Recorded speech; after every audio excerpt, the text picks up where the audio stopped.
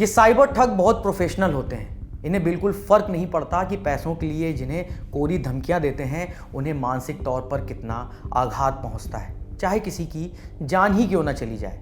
Cyber ठगों, screen पर देख लो, ये वही बुजुर्ग दंपत्ति हैं जिन्हें आप में से किसी ने धमकाया, लाखों रुपए ऐंठे, उन्होंने अब अपनी जान दे दी है।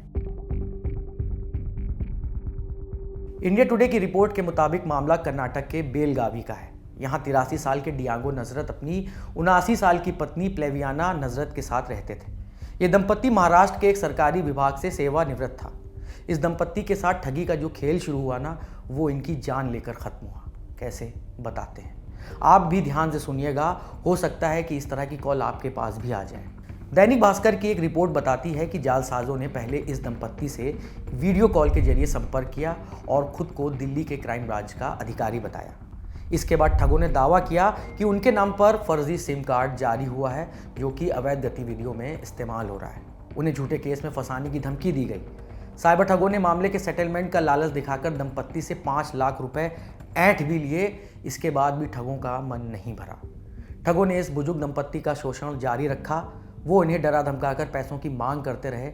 पुलिस का कहना है कि डर और घबराहट में आकर इस दंपत्ति ने 50 लाख रुपए से ज़्यादा की रकम इन ठगों को ट्रांसफ़र भी कर दी। एक बुजुर्ग पति पत्नी के जीवन की गाड़ी कमाई ऐंठने के बाद भी इन साइबर ठगों का पेट नहीं भरा।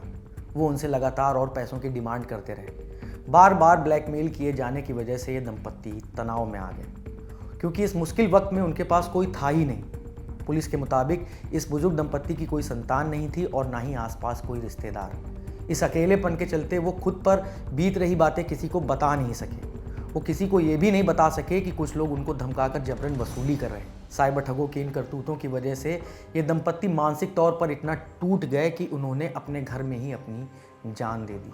शुरू में पुलिस इस मामले को हत्या का केस समझ रही थी, लेकिन जब पुलिस को इनका सुसाइड नोट मिला और मोबाइल फ़ोन की जांच की गई, तब जाकर साइबर ठगों के घिनौने खेल का पर्दाफाश हुआ। पुलिस अभी बैंक खातों की जांच कर ठगी गई रकम का आकलन कर रही है, आरोपियों का पता लगा रही है। इस खबर के आखिर में आपसे एक गुजारिश है, अनजान कॉल्स या मैसेज पर भरोसा बिल्कुल भी मत करें, खासकर जो कॉल पर आपको डराने या लालच देने की कोशिश कर रहे हैं। अपनी निजी जानकारी किसी के साथ साझा ना करें और ऐसे किसी भी संदिग्ध मामले की जानकारी तुरंत नज़दीकी पुलिस स्टेशन या साइबर थाने में दें।